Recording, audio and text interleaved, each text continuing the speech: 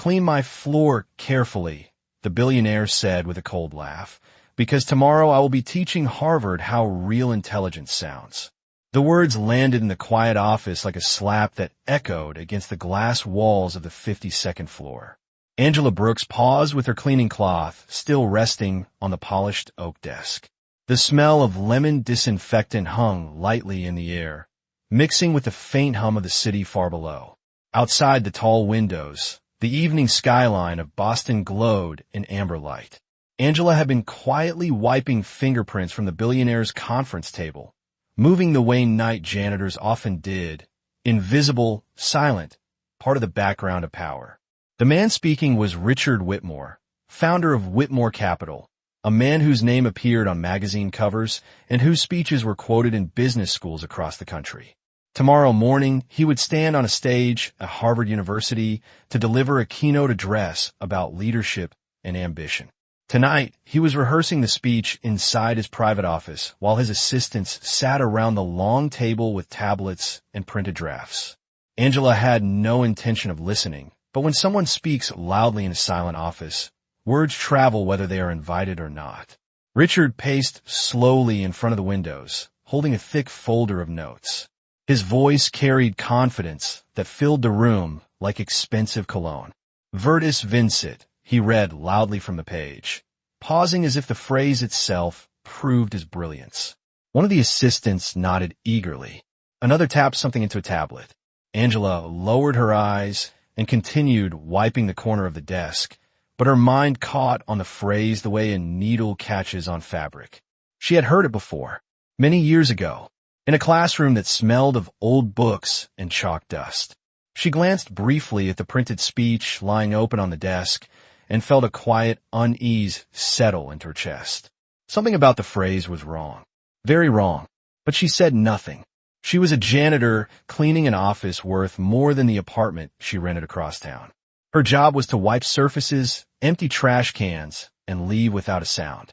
The assistants kept listening as Richard continued reading lines from the speech about excellence, ambition, and intellectual discipline. Every sentence carried the tone of a man who believed the room existed for his voice alone.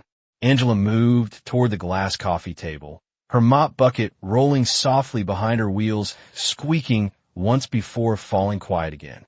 She kept her head down, yet every word of the speech drifted through the air toward her. Then Richard read the phrase again, slower this time, raising his voice with dramatic emphasis. Virtus vincit, he said, smiling proudly as if he had just delivered the line of a lifetime. Angela stopped moving. The cloth in her hand tightened slightly. The phrase did not mean what he thought it meant. And if he said it tomorrow at Harvard, in front of professors and students who studied classical languages for a living, the mistake would not simply pass unnoticed. It would explode across the room like broken glass. For a moment, she told herself to ignore it. Finish the cleaning. Leave quietly. Let the powerful man keep his illusion. But something inside her refused to stay silent. Not pride, not anger. Something simpler. Truth. Before continuing, comment where in the world you are watching from and make sure to subscribe because tomorrow's story is one you cannot miss. Angela set the cloth down gently and looked toward the billionaire rehearsing by the window. The assistants sat in a half circle around him, ready to praise whatever came next. The city lights reflected across the glass behind them, turning the room into a mirror of quiet wealth. Angela took one small breath and spoke softly, almost apologetically, yet clearly enough that every person in the room heard her. Sir, she said, that Latin phrase does not mean what you think it means. The room went completely still. The room went completely still after Angela spoke, as if the air itself had paused to listen. Richard Whitmore lowered the folder of printed pages slowly, his expression shifting from confident authority to sharp disbelief. For a moment, nobody moved. The assistants around the conference table glanced at one another, unsure whether they had just witnessed a mistake or a moment of quiet rebellion. Richard turned his head toward Angela with a slow, deliberate motion, the way a man might look toward a sound he could not quite believe had happened. His eyes traveled from the mop bucket beside her to the faded name badge clipped to her uniform. Angela Brooks. The cloth in her hand hung loosely at her side, damp with cleaning solution. She did not raise her voice. She did not step forward. She simply stood there, calm and still, as if the words had come from instinct rather than courage. Richard let out a short breath that sounded almost like a laugh, though there was no humor in it. He walked closer across the thick gray carpet until he stood only a few feet away from her. The office lights reflected against the glass walls behind him, framing his tall figure in pale gold. His voice came out measured, but edged with something colder. "You're telling me that the Latin in my speech is wrong." Angela lowered her eyes briefly out of respect before answering. "Yes, sir. I believe it is." One of the assistants shifted uncomfortably in a leather chair. Another cleared his throat, but said nothing. Richard lifted the printed speech again and tapped the page with one finger. "Virtus vincit," he repeated slowly. "Strength conquers," is a classic expression of leadership. Angela shook her head very slightly. "Not exactly, sir." The assistants leaned forward now, sensing tension spreading through the room like a slow-moving current. Richard raised one eyebrow. "And what does it mean according to the night cleaning staff?" Angela met his gaze for only a moment before speaking. Her voice remained quiet, almost gentle. "Virtus vincit means virtue conquers, not strength. The phrase you want is veritas vincit. Truth conquers." The silence that followed was heavier than before. Richard stared at her, as if trying to decide whether she had just embarrassed him or misunderstood something obvious. His jaw tightened slightly. "And you are confident about that?" Angela nodded once. "Yes, sir." One of the younger assistants glanced quickly at a tablet screen and then froze. Richard noticed the movement immediately. "Is something amusing, Mr. Harper?" The assistant swallowed and shook his head. "No, sir." Richard turned back to Angela, his voice now carrying a faint edge of sarcasm. "Tell me, Miss Brooks, where exactly did you study classical Latin while pushing a mop across my office floor?" Angela hesitated for only a second. "At the University of Chicago, sir." A ripple of surprise moved through the room. Richard blinked once, clearly not expecting the answer. The city lights flickered through the windows as traffic flowed across the river far below. For a brief moment, the billionaire said nothing. Then he laughed quietly, though the sound felt forced. "And why exactly is someone from the University of Chicago cleaning offices at night?" Angela did not answer immediately. She simply looked down at the floor she had been polishing moments earlier. The reflection of the overhead lights shimmered across the marble surface. "Life does not always follow the same plan for everyone, sir," she said softly. Richard watched her carefully now, no longer dismissing her quite as easily. The speech pages in his hand suddenly seemed heavier than before. He turned back to the table and flipped through several sheets until he found the section again. "Virtus vincit," he repeated, slower this time. Mr. Harper finally spoke up, his voice cautious. "Sir, she might actually be correct." Richard looked toward him sharply. "You are saying my speech has an error." Harper hesitated. "I'm saying it might be worth checking." The billionaire stared at the printed words as if seeing them for the first time. The room remained silent except for the faint buzzing of the fluorescent lights overhead. Angela picked up her cleaning cloth again, intending to return quietly to her work. But before she could move, Richard spoke once more. "Miss Brooks." She stopped and looked back. His voice had lost a small piece of its earlier arrogance, replaced by something more complicated. "If you are correct," he said slowly, "then tomorrow morning I would be standing in front of the most prestigious university in the country quoting the wrong Latin phrase." Angela nodded gently. "Yes, sir." Richard looked back down at the speech pages, the confident rhythm of his rehearsal suddenly broken. And for the first time that evening, the billionaire began to wonder whether the quiet woman holding a cleaning cloth might understand his speech better than he did. Richard Whitmore remained standing beside the long conference table, the pages of his speech resting loosely in his hand, while the quiet office seemed to shrink around him. The confidence that had filled the room only minutes earlier had begun to fade, replaced by a tension that no one seemed eager to acknowledge out loud. Angela Brooks stood near the edge of the polished floor with her mop bucket beside her, her posture calm but respectful, as if she had simply offered a small correction rather than disrupted the rehearsal of one of the most powerful businessmen in the city. Richard looked down again at the printed line in his speech, the Latin phrase staring back at him from the page. Virtus vincit. The words had sounded powerful when he first wrote them.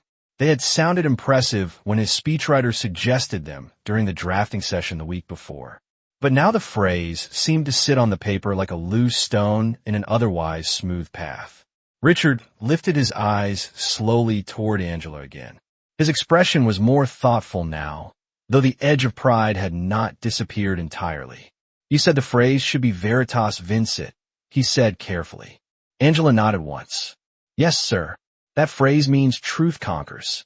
Richard glanced toward the assistants around the table. Mr. Harper had already begun typing something into his tablet, his eyes moving quickly across the screen as he searched through reference sources. The faint tapping of his fingers filled the silence. Another assistant shifted slightly in her chair, but kept her attention fixed on the tablet as well. No one laughed this time. No one offered the quick reassurance Richard was accustomed to hearing whenever he spoke. The fluorescent lights hummed softly overhead. Outside the windows, the traffic along the river continued to move in slow streams of red and white light. Finally, Mr. Harper stopped typing and looked up. His voice was cautious. "Sir, the translation appears to confirm what Miss Brooks said." The words hung in the air like a quiet verdict.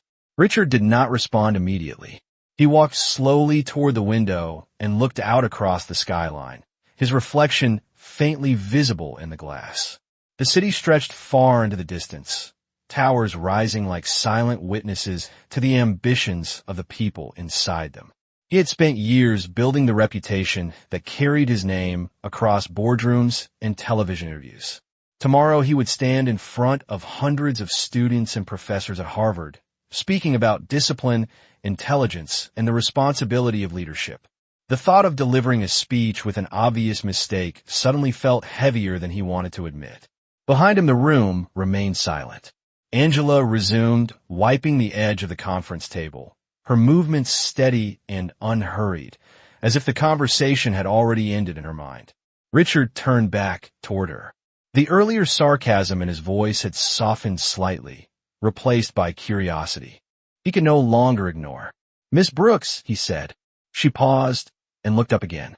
"Yes, sir." Richard studied her for a moment before continuing. "You said you studied at the University of Chicago. Was that a degree in classical languages?"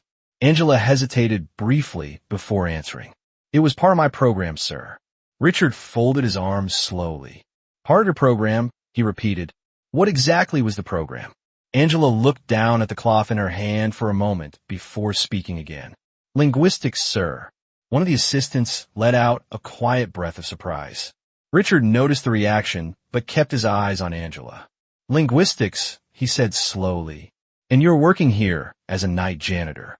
Angela gave a small nod. "Yes, sir."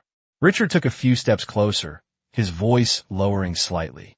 "I find that difficult to understand." Angela did not appear offended by the statement. Instead, she simply answered with the calm honesty that had carried her through many similar conversations before. "My mother became ill during my final years, sir. I left school to take care of her. When she passed away, I needed steady work quickly. Cleaning jobs were available." The room fell quiet again. Even the assistants who had been studying their screens now looked at her with a different expression than before. Richard glanced down once more at the speech pages in his hand. The phrase that had seemed so certain only half an hour earlier now looked like a warning he had almost ignored. He looked back at Angela with a thoughtful expression that was slowly replacing his earlier amusement. For the first time that evening, he realized that the quiet woman pushing a mop across his office floor might have once walked through classrooms far more demanding than any boardroom he had ever known. Richard Whitmore stood silently for several seconds after Angela finished explaining why she had left the University of Chicago. The room no longer felt like a place where a billionaire rehearsed speeches and assistants nodded in agreement. Instead, it felt like a courtroom where something invisible had shifted in the balance of authority. The polished marble floor reflected the ceiling lights in long pale lines, and Angela Brooks continued wiping the edge of the conference table as if she had already returned to the quiet routine of her job. Richard slowly placed the printed speech on the table and walked around the chair at the head of the room. The earlier arrogance in his posture had softened, though a trace of skepticism remained in his eyes. He stopped a few feet from Angela again. "You studied linguistics," he said thoughtfully. "That means you studied language systems, historical roots, structure, interpretation." Angela nodded gently. "Yes, sir." Richard gestured toward the speech pages on the table. "Then you also understand the importance of precision in language." "Very much, sir," Angela replied. Richard looked down at the line again. The assistants were watching quietly now, their attention moving back and forth between the billionaire and the janitor as if they were witnessing something rare. Richard exhaled slowly and tapped the page with one finger. "If I say the wrong phrase tomorrow at Harvard," he said, "what exactly happens?" Angela hesitated for a moment before answering honestly. "Someone in the audience will recognize the mistake immediately, sir. Harvard has professors who specialize in classical languages. Students study Latin there every semester." One of the assistants shifted uncomfortably in his chair, understanding the implication. Richard raised his eyes again. "And how obvious would the mistake be?" Angela spoke carefully, choosing her words with respect. "It would sound confident to people who do not know the language, sir. But to the people who do know it, the meaning would feel wrong the moment they heard it." Richard rubbed his chin slowly. The thoughts seemed to settle deeper into his mind with every second. So the line that is supposed to demonstrate intellectual authority would actually expose ignorance. Angela did not answer right away. After a brief pause, she said quietly, "Yes, sir." The silence that followed was heavier than any moment earlier that evening. Mr. Harper leaned forward slightly at the table. "Sir, we can revise the phrasing before tomorrow. It is not too late." Richard nodded slowly, but did not take his eyes off Angela. Something about her calm certainty seemed to hold his attention more than the printed speech itself. "Tell me something, Miss Brooks," he said. "When you heard me say the phrase earlier tonight, why did you not ignore it and continue your work?" Angela looked down at the cleaning cloth again, running it gently across the glass surface of the table as she answered. "Because tomorrow you will be speaking to students who respect knowledge. Sir, if they hear something incorrect, it would distract them from whatever message you intended to share." Richard tilted his head slightly. "You corrected me to protect my message." Angela shrugged softly. "I corrected the language, sir." A faint smile almost appeared on one of the assistants before disappearing again. Richard walked slowly back toward the window and stared out across the city lights once more. The skyline seemed calmer now, though the quiet tension inside the room remained. After several seconds, he turned around again. "Miss Brooks," he said. Angela looked up. "Yes, sir." Richard lifted the speech pages from the table and held them toward her. "If you were the one giving this speech tomorrow," he said carefully, "what would you change?" The assistants exchanged quick glances of surprise. Angela froze for a moment, clearly unsure whether the question was serious or simply another test of patience. She hesitated before answering. "I would need time to read the full speech, sir." Richard nodded slowly. "You have the rest of the evening." Angela looked at the pages, then at the billionaire, uncertainty crossing her face for the first time since the conversation began. The mop bucket beside her stood quietly on the polished floor, its wheels reflecting the overhead lights. For the first time that night, Angela Brooks was no longer invisible inside the billionaire's office, and everyone in the room could feel that something unexpected had begun. Angela Brooks looked at the stack of printed pages in Richard Whitmore's hand, as if the paper itself carried a weight she had not expected to hold. The room remained silent, the assistants around the long conference table watching carefully while the city lights outside the tall windows reflected across the polished marble floor. For years, Angela had walked through rooms like this without anyone noticing more than the sound of her cleaning cartwheels. She emptied trash cans, wiped glass doors, and left before the morning staff arrived. Tonight felt different, though she could not yet say why. Richard continued holding the speech toward her. His posture remained confident, but there was now a quiet seriousness behind his eyes that had not been there earlier in the evening. "You said you would need time to read it," he said calmly. "Take the time." Angela hesitated before stepping forward. She set the cleaning cloth down on the table and carefully took the pages from his hand.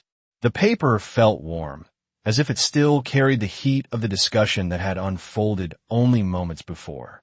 Angela glanced briefly at the first page and then at the others, scanning the structure of the speech with the practiced instincts of someone who had spent years studying how language carried meaning. Richard walked back to the head of the table and folded his arms while he watched her read. The assistants remained quiet, their earlier confidence replaced by curiosity. Angela's eyes moved steadily across the pages. Her expression stayed calm, though every few seconds she paused slightly, as if noticing something that required thought. After a moment, Richard spoke again. "Well," he said, "does the rest of it survive the standards of the University of Chicago?" Angela allowed herself a small breath before answering. "Most of it does, sir." One of the assistants smiled faintly at the careful phrasing. Richard tilted his head. "Most of it." Angela lifted the second page and tapped lightly near the middle paragraph. "This line about ambition defeating truth may not land well with an academic audience, sir. Universities tend to value the idea that truth guides ambition rather than the other way around." Mr. Harper leaned forward in his chair again, clearly interested now. Richard glanced toward the paragraph she had indicated and read the sentence silently. His expression shifted slightly. "You believe the message contradicts itself?" Angela nodded. "A little, sir." Richard took the page from her hand and studied it again.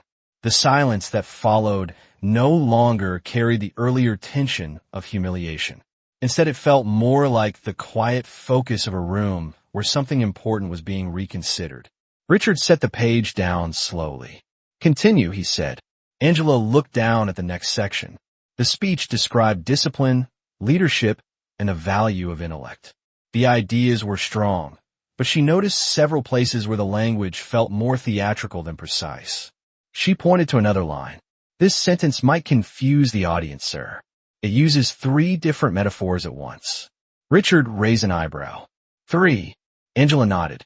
"Ships, mountains, and fire, sir. They do not all move in the same direction." A quiet chuckle escaped one of the assistants before he quickly covered his mouth. Richard looked at the page again and then let out a slow breath. "You are suggesting the speechwriter got carried away." Angela chose her words carefully. "The ideas are good, sir. They just need to be clearer." Richard leaned back against the edge of the table. The room felt different now. The earlier hierarchy between billionaire and janitor had not disappeared, but had begun to bend in unexpected ways. Angela turned another page. The final section of the speech described the responsibility of leadership and the role of truth in shaping the future. She read the lines slowly before looking up again. "This ending is strong, sir," she said. Richard nodded once, relieved to hear something positive. Angela held the last page gently between her fingers. But the speech might be stronger if the idea of truth appeared earlier and more often. Richard studied her face, considering the suggestion. For several seconds, he said nothing. Then he walked around the table again and stopped beside her. "Miss Brooks," he said quietly, "how many speeches have you edited before tonight?" Angela shook her head. "None, sir." Richard looked down at the pages and then back at her. A thoughtful expression crossed his face, replacing the last traces of arrogance from earlier that evening. "Interesting," he said softly. The assistants watched him carefully, sensing that something about this conversation had changed the direction of the entire rehearsal. Angela returned the speech pages to him respectfully and reached for her cleaning cloth again, assuming the moment had passed. But Richard Whitmore did not move away. Instead, he looked down at the pages once more and then back at Angela, as if seeing her clearly for the first time. Richard Whitmore remained standing beside Angela Brooks for several quiet seconds after she returned the pages of the speech to his hands. The room carried a different kind of silence now. Earlier, it had been the silence of embarrassment and challenge. Now it felt like the still moment before an important decision. The assistants around the conference table watched carefully, unsure what direction the evening would take next. Angela reached for the cleaning cloth again and gently wiped the edge of the glass table, as if the conversation had ended and her ordinary routine had resumed. Richard glanced down at the pages she had just reviewed. The notes suddenly looked different to him, as though the confidence that once surrounded every sentence had faded. He walked slowly back to the head of the table and placed the speech on the polished surface. His eyes moved across the paragraphs Angela had pointed out. Each suggestion echoed in his mind with uncomfortable clarity.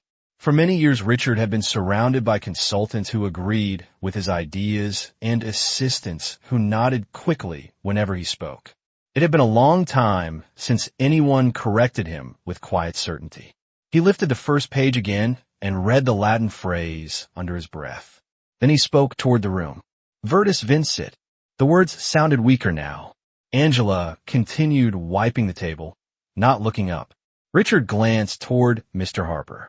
You confirmed the translation earlier. Harper nodded carefully. Yes, sir. The correct phrase for truth conquers would be veritas vincit.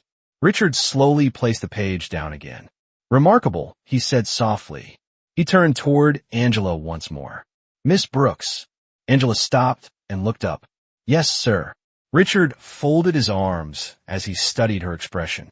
You seem very certain about language. Angela gave a small, polite nod. It was my field of study, sir. Richard walked a few steps closer again. Then let me ask you something else. When you were reading the speech just now, were you trying to protect me from embarrassment, or were you trying to improve the message? Angela paused for a moment before answering. Both can happen at the same time, sir. One of the assistants shifted slightly in his chair, as if surprised by the confidence of the reply. Richard looked toward the others around the table. What do you all think? He asked calmly. Should I trust the woman who cleans this office to help fix the speech that Harvard will hear tomorrow morning? The assistants exchanged uncertain glances. No one spoke immediately. The earlier hierarchy of the room had not disappeared entirely. Richard Whitmore was still the billionaire whose company employed everyone present. Yet the hesitation in the room revealed something important. Angela Brooks had already proven she understood the speech more clearly than anyone else who had read it that evening. Mr. Harper finally spoke. Sir, she identified an error that none of us noticed. Richard nodded slowly. That is true. He turned toward Angela again. Then let us test something. Angela waited quietly. Richard lifted the pages and handed them back to her once more. Read the opening section out loud, he said. Angela blinked slightly. In surprise. Sir. Read it, Richard repeated calmly. Angela glanced briefly toward the assistants and then back at the page. The fluorescent lights hummed softly overhead while the skyline outside the windows shimmered with distant headlights moving along the river roads. Angela cleared her throat gently and began reading the opening paragraph of the speech. Her voice was steady and calm, carrying the natural rhythm of someone who understood how language moved across an audience. As she spoke, the room grew very quiet again. Richard listened carefully, his eyes narrowing slightly as he heard the sentences through a different voice. The lines sounded clearer than they had during his rehearsal earlier. Even the assistants seemed to notice the difference. When Angela finished the paragraph, she lowered the page and looked up. Richard did not speak for several seconds. Instead, he walked slowly toward the window again, thinking. Finally, he turned back toward the room. Interesting, he said quietly. He looked directly at Angela Brooks. You read that better than I did. Angela shook her head gently. It is your speech, sir. Richard smiled faintly. For the moment, he said, and for the first time that evening, the billionaire began to consider the possibility that the quiet janitor standing beside a mop bucket might be the one person in the room capable of saving his reputation the next morning. Angela Brooks lowered the page slowly after finishing the opening paragraph of the speech. The words settled into the quiet room like dust after a sudden movement. For a moment, no one spoke. The assistants around the conference table looked from Angela to Richard Whitmore and back again, as if they were trying to understand how the rhythm of the entire evening had shifted so dramatically. Richard stood near the window with the city lights glowing behind him, his reflection faint against the glass. He had heard his own speech many times over the past week while preparing for the Harvard event, yet hearing the lines spoken in Angela's calm voice had changed something. The sentences sounded less like performance and more like ideas meant to be understood. Richard walked back toward the table slowly. "Read the next section," he said quietly. Angela hesitated before obeying. She lifted the second page and began again. Her voice carried the words clearly through the office. The lines about ambition, discipline, and leadership flowed together. With steady confidence, she paused only once, briefly adjusting a phrase as she read it, replacing one word with another that felt more precise. Mr. Harper noticed immediately and leaned forward. Richard noticed as well. Angela finished the paragraph and looked up again.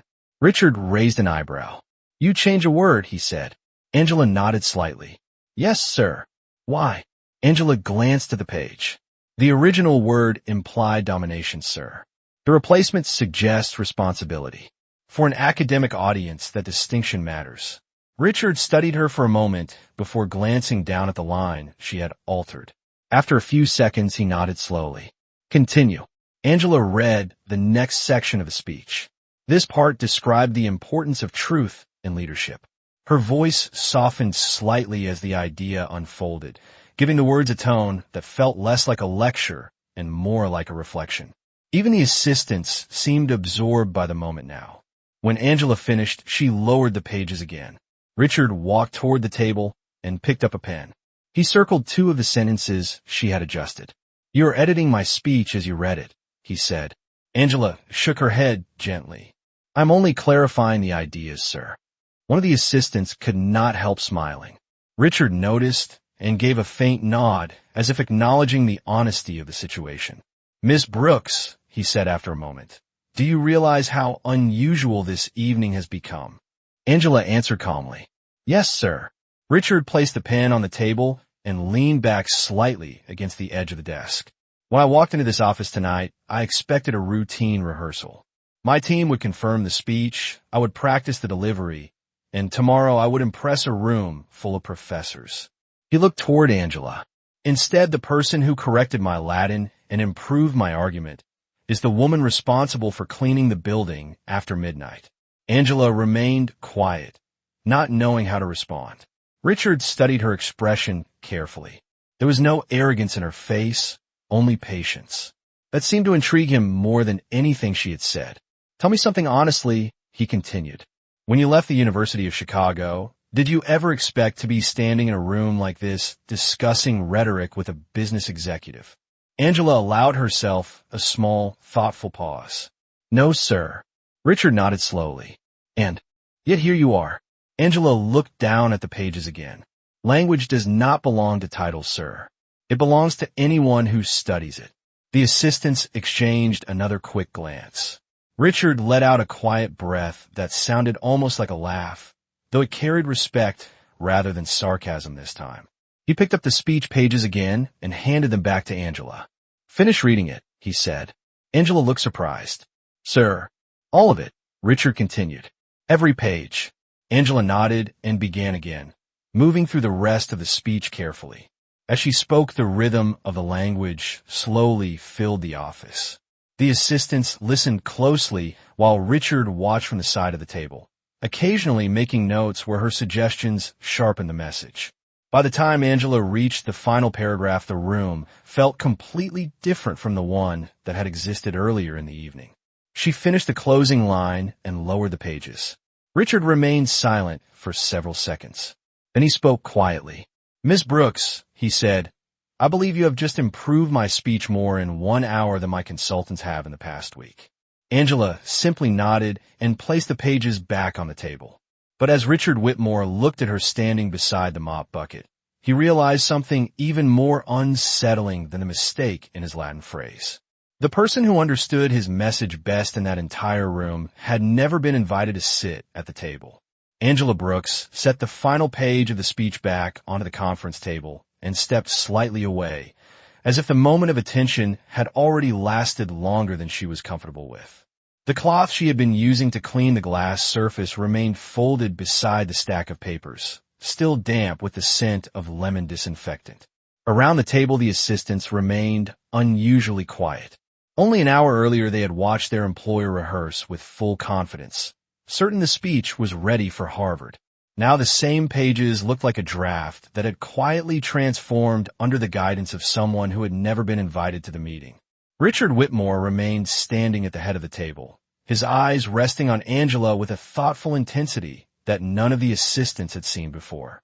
He picked up the speech again and flipped slowly through the pages, pausing wherever he had made small marks beside Angela's suggestions.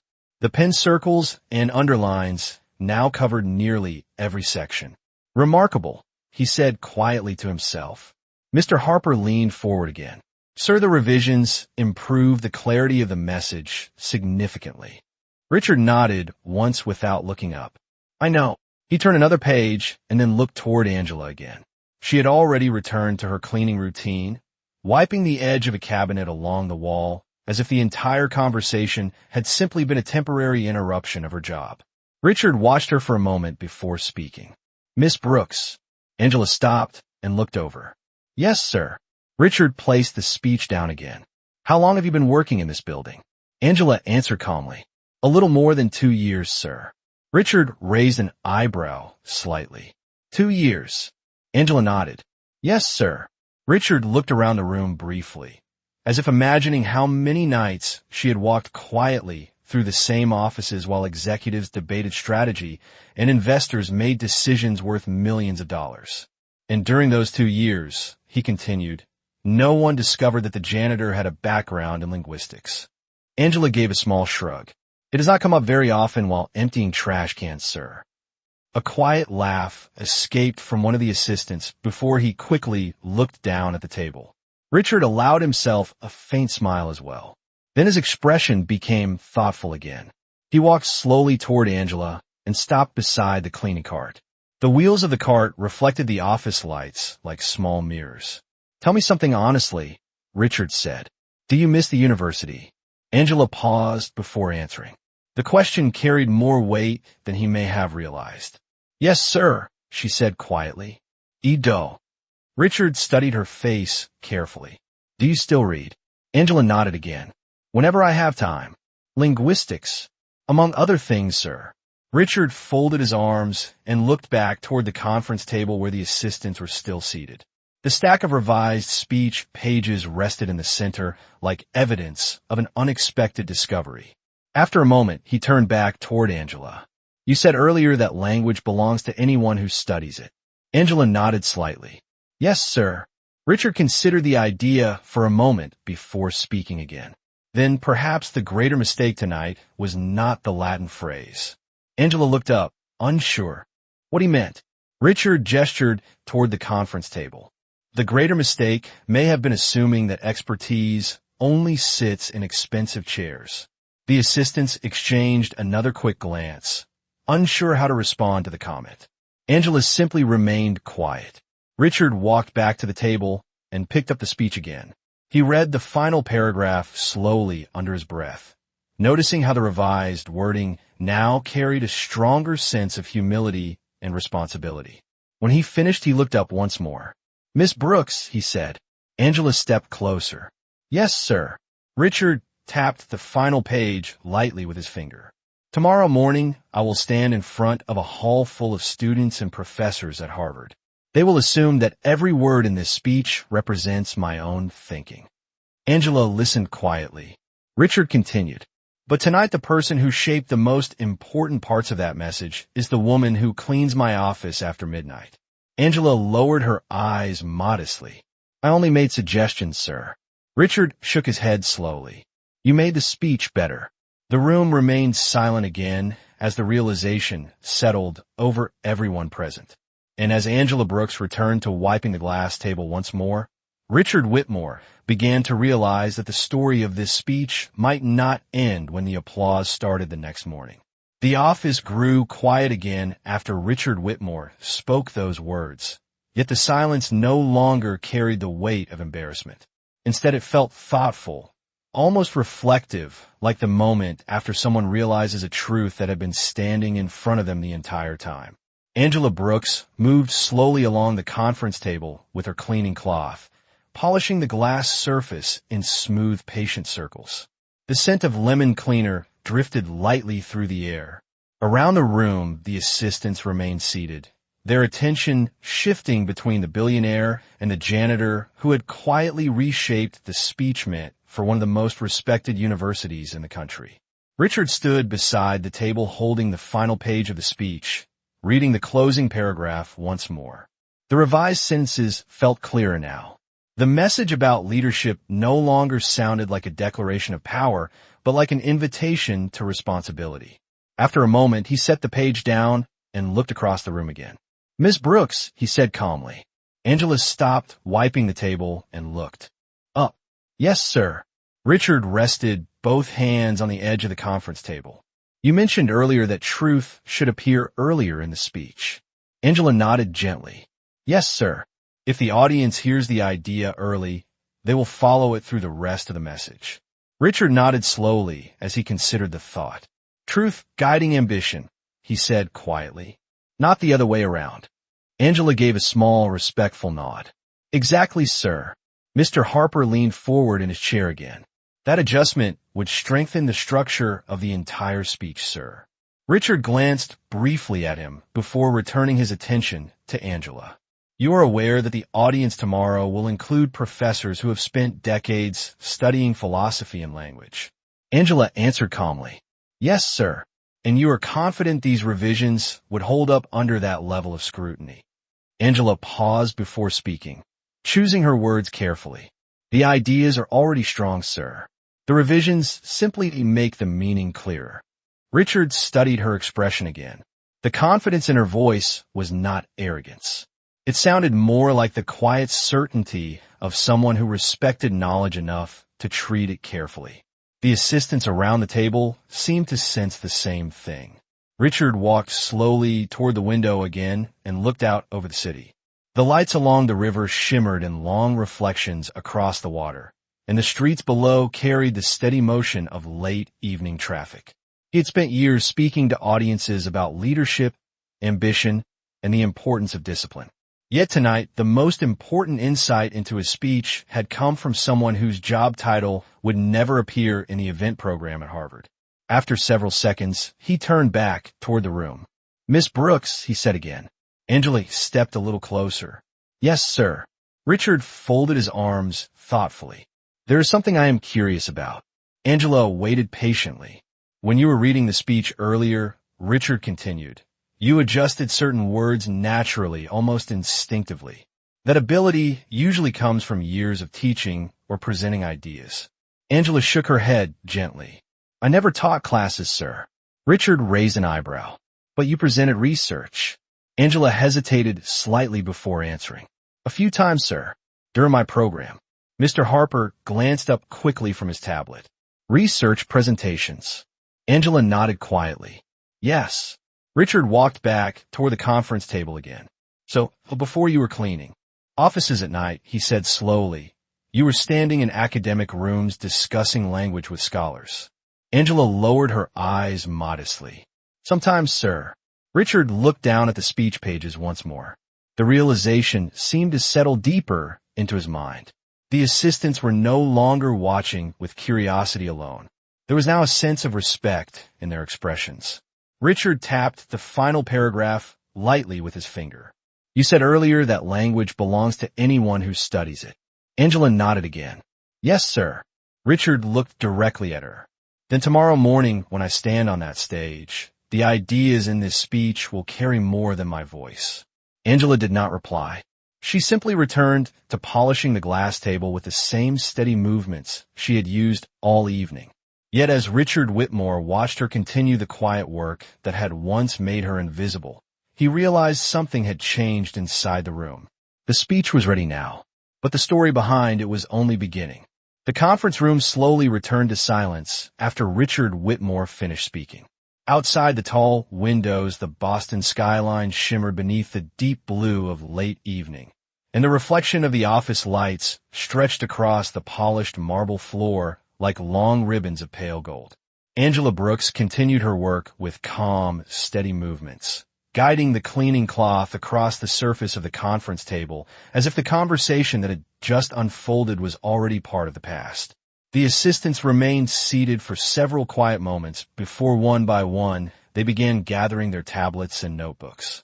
The rehearsal that had started earlier that night, with complete certainty, had transformed into something far different.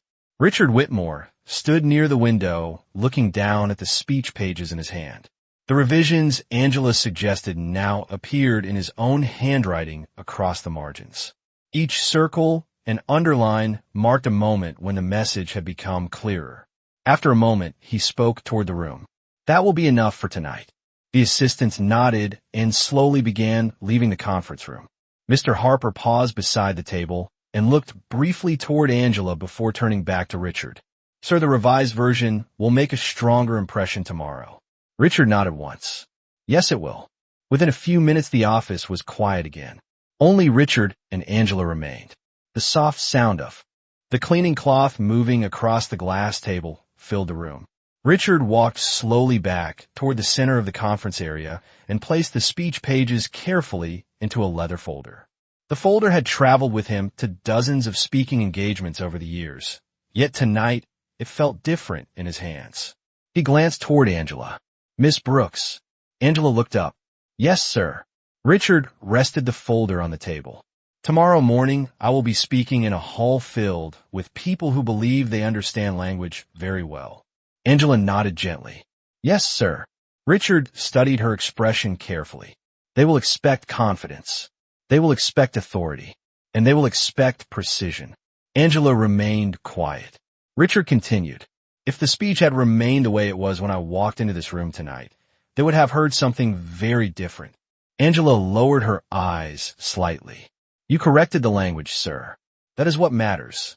Richard shook his head slowly. "You did more than correct it." He walked closer to the table and tapped the folder lightly. "You changed the structure of the message." Angela did not respond immediately. Instead, she finished wiping the edge of the table and placed the cloth back on her cleaning cart. "You already had the ideas, sir," she said quietly. "I only helped organize them."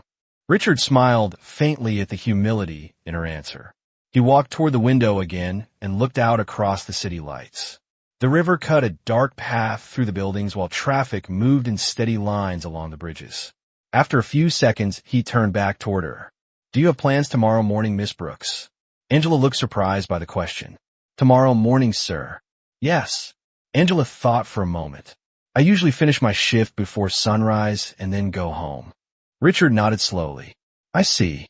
He walked back toward the table and lifted the speech folder again. "The event begins at 10 in the morning," he said. Angela looked uncertain. "Yes, sir." Richard paused before continuing. "It occurs to me that the person who helped shape the most important parts of this speech should probably hear the final version delivered." Angela hesitated, unsure whether she had understood him correctly. "Sir." Richard gave a small, thoughtful nod. "Harvard allows guests seating in the rear of the hall." Angela looked down briefly, clearly surprised by the idea. "I would now want to take a seat meant for someone else, sir." Richard shook his head gently. "The hall holds hundreds of people." He closed the leather folder slowly. "And besides," he added, "it seems appropriate that someone who values language the way you do should hear the speech where it belongs." Angela considered his words for a moment before giving a quiet nod. "Thank you, sir." Richard placed the folder under his arm and walked toward the door. Before leaving, he glanced back once more at the woman standing beside the cleaning cart. "Miss Brooks," he said. Angela looked up again. "Yes, sir." Richard gave a faint, respectful nod. "Tomorrow morning, I will be speaking with confidence because of the work you did tonight." Angela simply smiled politely and returned to wiping the glass table. But as Richard Whitmore stepped out into the hallway with the revised speech in his hands, he knew the real test would not come until the moment he stood in front of the audience the next day. The next morning, the air around Harvard Yard carried the cool brightness of early autumn.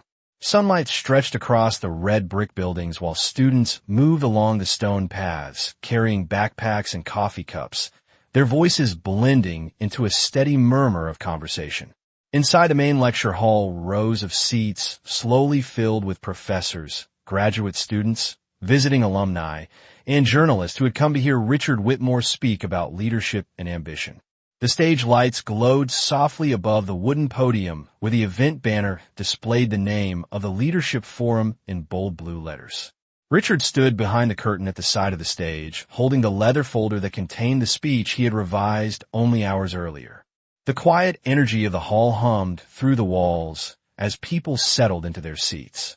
He opened the folder once more and glanced across the first page. The revised phrase appeared near the top of the speech where Angela Brooks had suggested it would guide the message from the beginning. Veritas vincit. Truth conquers. Richard exhaled slowly as he closed the folder again. The words felt stronger now, not as a performance, but as an idea worth defending. A member of the university staff approached him near the curtain. "Mr. Whitmore, the audience is ready." Richard nodded once, before stepping onto the stage. He looked across the hall toward the back rows. There, near the last row of seats, Angela Brooks sat quietly with her hands folded in her lap. She had arrived early and chosen a place where she would not draw attention. Her work uniform had been replaced with a simple dark coat, yet she still carried the same calm presence she had shown the night before while standing beside a mop bucket in the office tower. When Richard saw her sitting there, he gave a small nod of acknowledgment before walking toward the podium. The applause began as soon as he stepped into the light. Hundreds of faces turned toward him with the familiar expectation he had seen at dozens of speaking events before. Richard rested his hands on the podium and waited for the applause to fade. Then he began speaking. His voice carried easily through the hall, steady and clear. The opening sentences described the relationship between ambition and responsibility. Students leaned forward slightly as he spoke, and several professors near the front rows nodded in quiet approval. When Richard reached the line that contained the Latin phrase, he paused for a brief moment. The hall grew very still. "Veritas vincit," he said calmly. "Truth conquers." The phrase echoed gently across the hall. Several professors exchanged approving glances. A few students quietly wrote the words into notebooks. Richard continued the speech with growing confidence. The ideas about leadership now flowed naturally through the revised structure Angela had suggested. The metaphors were clearer, the message stronger. Each paragraph carried the same quiet principle that had guided the revision the night before. Truth guiding ambition. Responsibility guiding power. As the speech reached its final section, Richard slowed his pace slightly and looked out across the hall. Hundreds of students listened in complete silence. The closing paragraph arrived. Richard read the final lines and then paused once more before the applause began. Instead of closing the folder, immediately he rested his hands on the podium and looked toward the back of the hall. Angela Brooks sat quietly among the audience members who had never met her and would never know the role she had played in shaping the words they had just heard. Richard took a slow breath and spoke again. "Last night," he said calmly, "I was rehearsing the speech in my office. I believe the message was ready. I believe the words were precise." The audience listened with curiosity. Richard continued, "But the person who helped me see the mistakes in my language was not a professor, not a consultant, and not a member of my executive team." A quiet ripple of interest moved through the audience. Richard looked again toward the back row. "The person who corrected my Latin and improved this speech was the woman who cleans my office after midnight." The hall fell completely silent for a moment before a wave of murmurs spread through the audience. Richard lifted the speech folder slightly. "Her name is Angela Brooks," he said, "and the clarity you heard in this message today belongs to her understanding of language as much as it belongs to my voice." For a moment after Richard Whitmore spoke those words, the entire lecture hall remained silent. Hundreds of students and professors looked toward the back rows, trying to locate the person he had just mentioned. Angela Brooks felt the sudden shift of attention ripple through the room like a quiet wave. She had chosen the last row for a reason. From there, she could listen without being noticed, just another face in a crowd of curious students. Now every head in the hall seemed to turn in her direction. Angela lowered her eyes instinctively, her hands resting quietly in her lap. She had never imagined being part of a moment like this.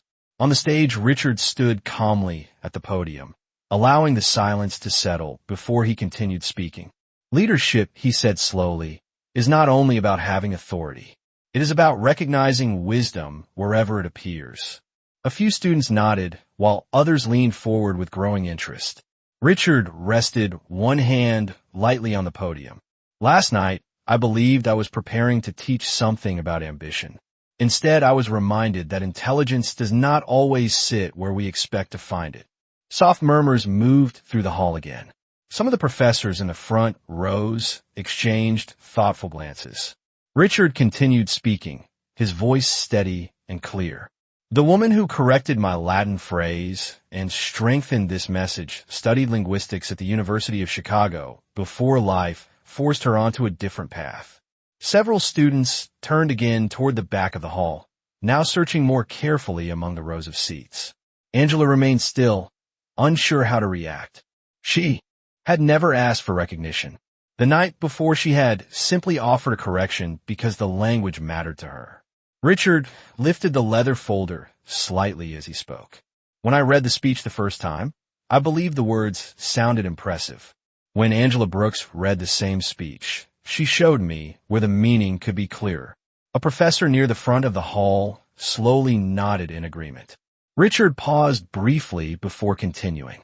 That is the responsibility of language. It does not belong only to titles or positions. It belongs to anyone who respects it enough to understand it.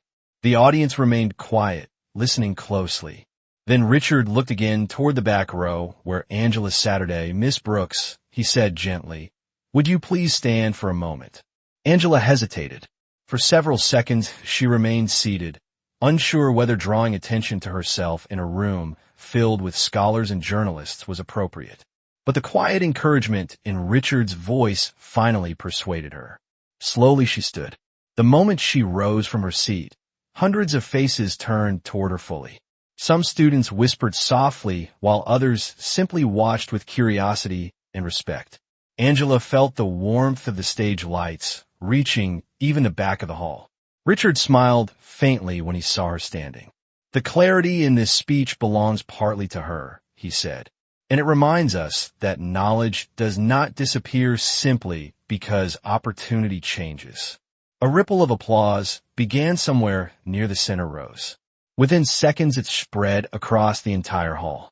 The sound filled the lecture room with a powerful wave of appreciation.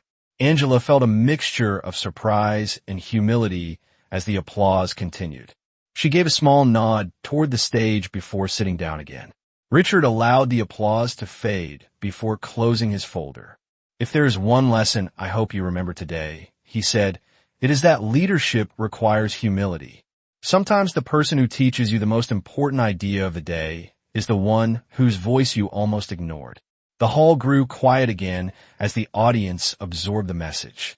And as Angela Brooks sat quietly among the students, she realized that the speech she had helped shape the night before had now become something larger than either of them had expected. The applause gradually faded, leaving a calm hum in the Harvard lecture hall. Angela Brooks sat quietly in the back row, the soft light illuminating her face as the realization of what had just happened settled around her. Richard Whitmore stepped back from the podium and allowed the silence to fill the room for a moment longer. Every pair of eyes in the hall had registered the unexpected twist, the acknowledgment that a woman who spent her nights cleaning offices had contributed to the clarity of one of the most important speeches of his career. Richard let out a small breath, his posture loosening slightly as the tension of the previous evening dissolved into satisfaction. He looked toward Angela once more. "Miss Brooks," he said, his voice carrying gently across the rows, "tonight I realized something important about leadership." Angela lifted her eyes toward him, calm and attentive. "Leadership," Richard continued, "is not measured only by the wealth you possess or the titles you hold. It is measured by the ability to recognize knowledge, to respect insight, and to listen when someone speaks with clarity and truth." The professors in the front rows nodded subtly, while students glanced toward Angela, who remained seated with quiet humility. Richard took a slow step back from the podium. "She corrected the speech that I thought was perfect," She ensured that the message conveyed what I intended, not what I assumed. That lesson is invaluable. The audience remained silent for several moments, absorbing the weight of his words. Richard lowered his gaze for a moment before lifting it again. "Angela Brooks," he said softly, "thank you for reminding me that wisdom does not come from position alone, and that sometimes the most important voice is the one that is quiet but certain." Angela allowed herself a small smile, almost imperceptible, and looked down at her hands folded neatly in her lap. Richard exhaled and straightened, looking around the hall once more. To all of you here today, remember that opportunity, respect, and acknowledgment belong to those who earn them with diligence and integrity, regardless of where they start. We must not overlook the quiet voices, the people who work behind the scenes, because they often carry the lessons we need the most. A wave of applause swept through the hall, this time stronger, warmer, and filled with genuine admiration. Students and professors alike clapped with intensity, some rising to their feet. Angela remained seated, the applause washing over her in a quiet affirmation of her contribution. Richard Whitmore closed the folder in his hands and stepped away from the podium, allowing the hall to settle. He glanced once more toward the back row. Angela met his eyes, and in that brief moment, there was an unspoken acknowledgment of respect and understanding. The event continued, but the atmosphere had changed. What had begun as a rehearsal disrupted by a simple correction had become a demonstration of humility, insight, and the power of quiet confidence.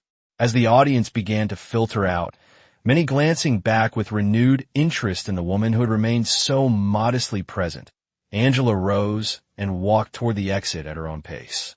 Richard lingered at the podium for a moment, watching her go, the lesson of the night clear in his mind. He understood that influence is not always visible, that wisdom can appear in unexpected places, and that respect earned through quiet competence can transform even the most confident and powerful person. The hall emptied gradually, the echoes of applause fading into the calm of the afternoon sunlight streaming through the tall windows. Outside, the city moved with its usual rhythm, but inside, a single lesson remained imprinted in memory. Angela Brooks had arrived unnoticed, worked diligently, spoken with precision, and left the hall that day having changed not only a speech but the perspective of a billionaire. And in that quiet triumph, it was clear that her impact, though subtle, would be remembered long after the event had ended.